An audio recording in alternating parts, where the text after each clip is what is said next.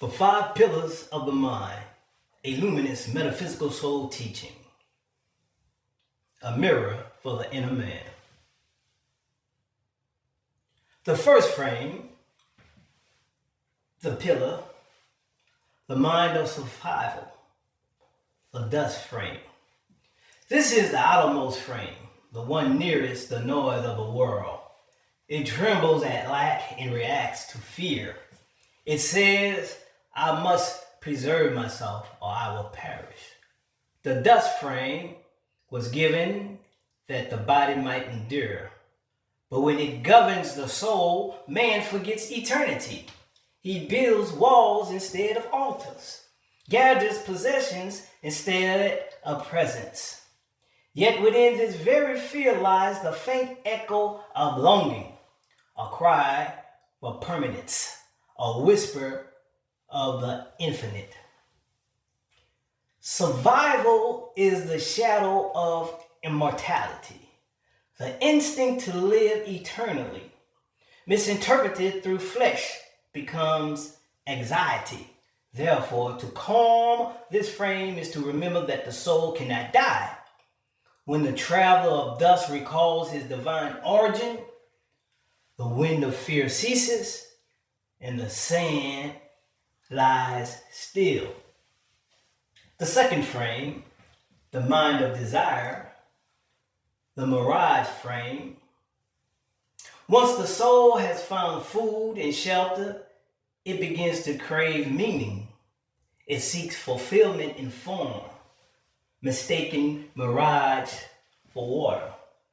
This is the mind of desire, the frame that paints illusions on the walls of time.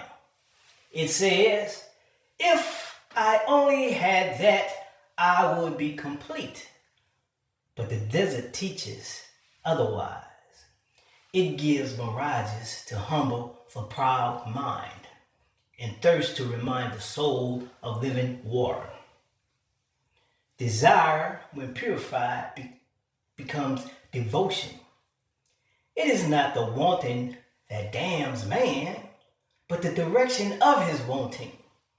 To desire God is to convert illusion into illumination.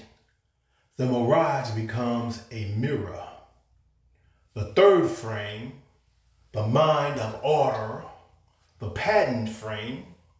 Here the soul begins to think within structure. It seeks to understand divine geometry, how spirit weaves through matter, how purpose hides within process. The pattern frame is the builder's mind. The same that moved within Bezalel when he built the tabernacle. It says, let all things be arranged by wisdom.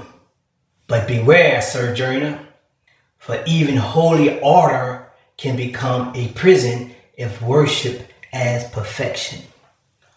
Order is not the end of the journey, but the bridge.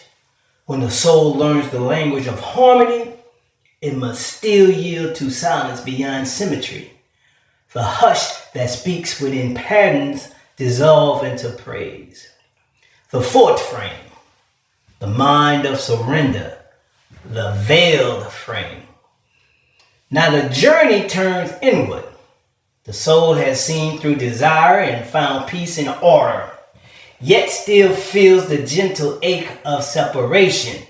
Here begins the surrender of self. The veiled frame is where the will bows to the will of the infinite. It is the prayer beyond words, the yes beyond logic. It whispers, not my mind, but thine through me. True surrender is not defeat. It is divine alignment. The veil between God and man is not torn by effort, but by the stillness of yield awareness. Its surrender, though, becomes transparency, and consciousness reflects only the eternal light. The fifth frame, the mind of union, the luminous frame. Beyond all striving, beyond even surrender, there is a seeing without seer, a knowing that knows itself as light. This is the luminous frame, where the soul no longer thinks of God, for it is thought by God. The voice that once prayed now listens, and the silence itself speaks as revelation. Union is not an event, it is a recognition. The five frames were never separate. They are but reflections of the one mind unfolding through degrees of awareness. Dust, desire, pattern, surrender, and light. Each a rung upon the ladder Jacob saw. Each a mirror reflecting the face of I am.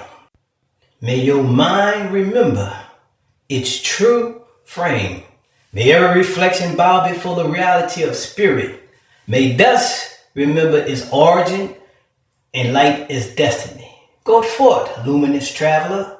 Think not with the mind that fears, but with the mind that is.